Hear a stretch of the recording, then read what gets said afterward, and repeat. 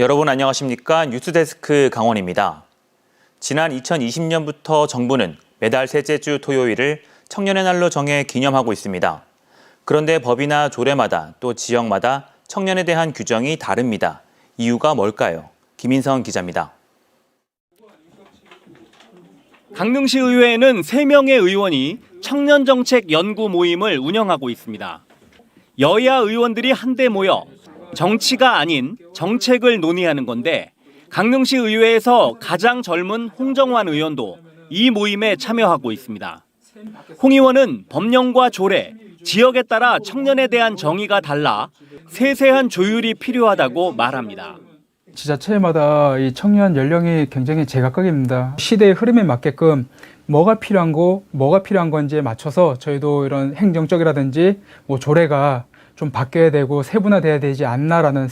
올해 44살인 홍 의원은 태백이나 정선, 평창에선 청년이지만 강릉에선 청년이 아닙니다.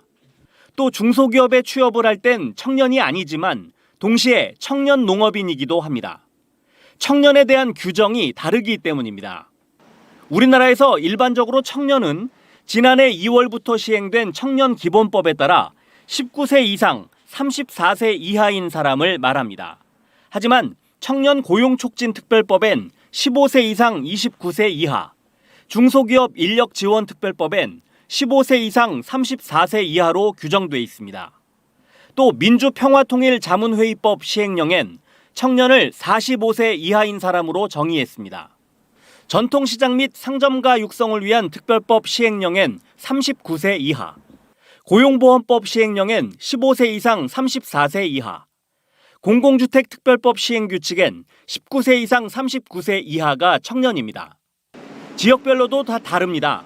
강원도와 인천, 대전 등 5곳은 18세 이상 39세 이하로, 서울과 대구, 충북 등 10곳은 19세 이상 39세 이하로, 부산은 18세에서 34세로, 전남은 18세에서 45세까지로 청년을 규정하고 있습니다. 도내 시군별로도 규정이 달라서 강원도와 원주, 동해, 삼척, 속초, 양양, 양구 등은 18세 이상 39세 이하로, 강릉, 춘천, 고성, 인제, 화천 등은 19세 이상 39세 이하로, 정선구는 18세 이상 45세 이하로, 태백시와 평창구는 18세 이상 49세 이하로 제각각입니다. 또 청년 농업인을 지칭할 땐 관련 법과 조례에 따라 19세 이상 45세 이하를 말합니다. 청년 인구가 더 빨리 감소하는 작은 지역일수록 또 농어업처럼 청년층이 더 빨리 사라지는 직업군을 대상으로 한 법령이나 조례가 청년층을 확대 적용하는 겁니다. 사업 성격을 하나하나 체크를 하시면서 그런 사업에 좀 도전을 해보시는 것도 좋을 것 같습니다. 지역에서 청년들이 창업을 하고 그 창업한 청년들과 같이 일하는 또 청년들이 더 늘어날 수 있도록 새로운 일자리를 계속 만드는 사업이 저희들은 필요하다고 생각을 합니다. 법과 조례마다, 지역마다 청년에 대한 정의가 다른 게 인구 감소와 밀접한 관련이 있는 만큼 정부와 지자체가 중장기 청년 정책을 고민할 필요성도 제기되고 있습니다. MBC 뉴스 김인성입니다. 전 세계가 유례없는 폭우와 폭설, 이상기온 등으로 몸살을 앓고 있습니다. 기후 변화를 늦추는 해법으로 기업이나 개인이 발생시킨 온실가스를 상쇄하는 탄소 중립 실천이 중요한데요. 정부, 지자체, 공기업에 이어 대학도 적극적으로 동참하고 나섰습니다. 윤하은 기자가 취재했습니다. 대학생 임현진 씨. 외출을 할 때면 잊지 않고 텀블러를 챙깁니다. 카페에서도 일회용 잔 대신 텀블러에 음료를 받습니다. 평상시 가까운 거리는 걸어가고 페트병은 라벨을 제거한 뒤 분리수거함에 버립니다. 그리고 이 모든 것을 사진에 담습니다. 탄소중립 실천 애플리케이션에 등록하면 포인트를 적립할 수 있기 때문입니다. 이렇게 모은 포인트는 교내 식당에서 밥을 먹거나 문구점에서 물건을 사는 등 현금처럼 사용할 수 있습니다. 텀블러를 이용하는 학생들이 많아졌다는지 아니면 잔반을 안 남기려고 조금 받는 경우도 생기는 것 같기도 하고, 말로만 실천해라 하는 것보다 이제 포인트도 주고 포인트를 사용할 수 있게 해주니까. 대학이 소비자 기후행동과 함께 기금 2,500만 원을 우선 조성했고 탄소 중립을 실천하는 학생들에게 실질적인 보상과 혜택을 주고 있는 겁니다. 중요한 건 알지만 다소 멀게만 느껴졌던 탄소 중립 실천에 대학도 동참하고 나섰습니다. 대학 건물에 태양열 에너지 설비를 구축하고 학과별로 친환경 교육과정도 운영하고 있습니다. 대학에서 발생하는 온실가스를 상쇄해 탄소 중립을 달성하는 것은 물론 더 많이 감소시켜 탄소 배출권까지 갖겠다는 비전도 세웠습니다. 국내 최초로 탄소 중립 실증 대학을 선포하고 기금을 조성하여서 기후행동 보상제를 적극적으로 실행하고 있습니다. 미래 인재를 양성하고 사회 중심이 되는 것이 저희 학교의 목표라고 보시면 될 것 같습니다. 경북대와 고려대, 서울대 등 탄소 중립 캠퍼스 선언이 이어지고 있는 상황.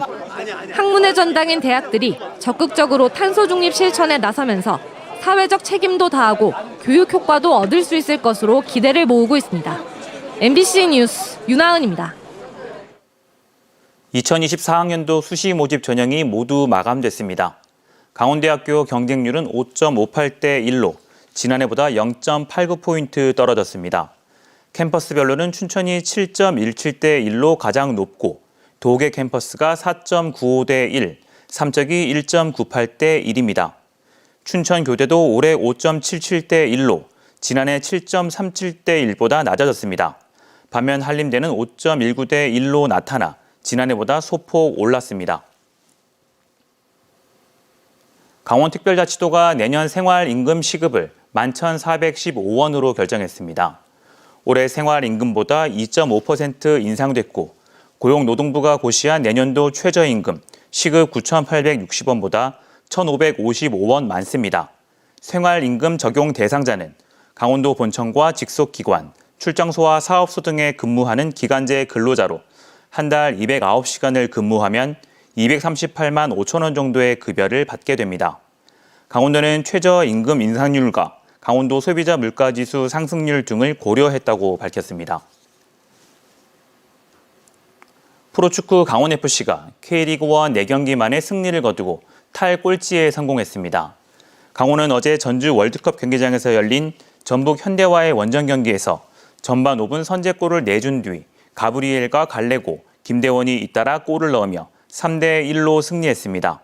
이로써 강원은 올 시즌 4승 12무 14패로 오늘 대구FC에 패한 수원 삼성을 제치고 리그 11위로 올라섰습니다.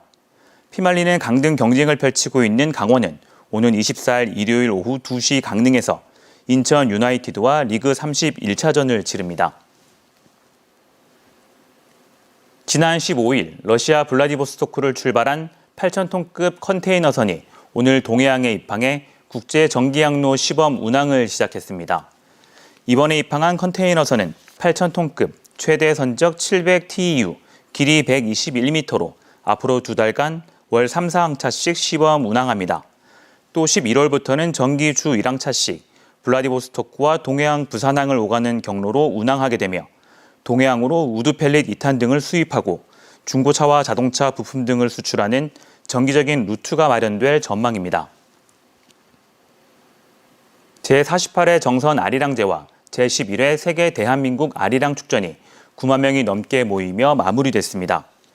올해는 83개의 프로그램이 운영됐고 7연 제례와 아리랑 대합창 개막식, 아리랑 대경창과 정선군 주민 아리랑 퍼레이드, 폐막식까지 다채로운 행사로 꾸며졌습니다. 또 아라리공원과 정선 도심에 마련된 프린지 무대를 통해 다채로운 장르의 공연이 마련됐습니다. 비가 내리는 궂은 날씨에도 나흘 동안 9만 2천 명이 모여든 이번 아리랑제는 웰니스 관광도시 정선, 가리왕산 국가정원 홍보관, 2024 강원 동계 청소년 올림픽 홍보관도 마련됐습니다. 평창군이 오는 22일부터 고성군에서 열리는 2023 강원 세계 산림 엑스포 성공 개최를 위해 지역 131개 기관단체와 함께 입장권 4만 장을 구매하기로 약속했습니다. 평창군과 지역의 131개 기관단체와 강원 세계 산림 엑스포 조직위는 입장권 4만 장 구매 약정 기탁식을 열고 엑스포 기간 중 평창군청 전 직원과 산림조합, 임업인 등이 보다 편리하게 참관할 수 있도록 교통편 등도 지원하기로 했습니다. 뉴스를 마칩니다. 고맙습니다.